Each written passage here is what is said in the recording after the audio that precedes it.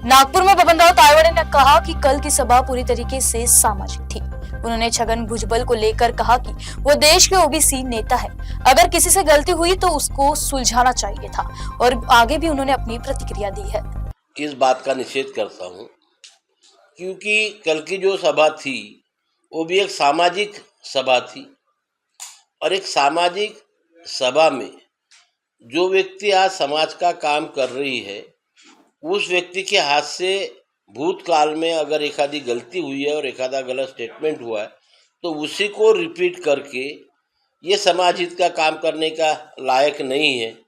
इस तरह का लोगों में एक मैसेज देने की जो कोशिश कल की गई, मैं उससे सहमत नहीं हूँ, इसलिए मैं उससे निषेध करता हूँ कि भुजबल साहब हमारे एक महाराष्ट्र के नहीं, देश के ओबीसी नेता है, हमारे सबके पिता की जगह वो है, और ऐसे वक्त बच्चों के हाथ से अगर कुछ गलती होती है तो वो उन्होंने संभाल लेना था और आपस में ये कर लेना था। मैं हमेशा बोलता हूँ कि हमारा ओबीसी समाज 400 जाति का 60% पॉपुलेशन का समाज है, इसलिए जितना बड़ा समाज उतने नेता उसमें रहेंगे और उसमें मतभेद हो सकते हैं, लेकिन मनभेद नहीं होने चाहिए।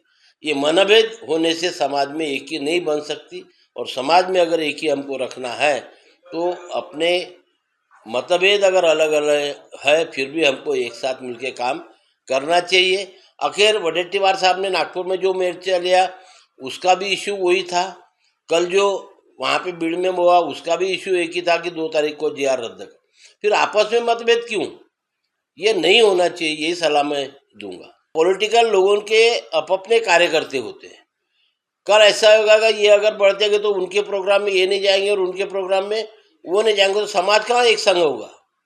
समाज को अगर एक संग रखना चाहिए है तो मैं पहले ही कहा आपको कि मतभेद हो सकते हैं, लेकिन मनभेद समाज के नेताओं में नहीं होना चाहिए। एक में के हाथ से अगर कुछ गलतियां होती है तो वो उन्होंने संभाल लेना चाहिए, और हम सब एक है, ये मैसेज पूरे समाज में और राज्य में देना चाहिए।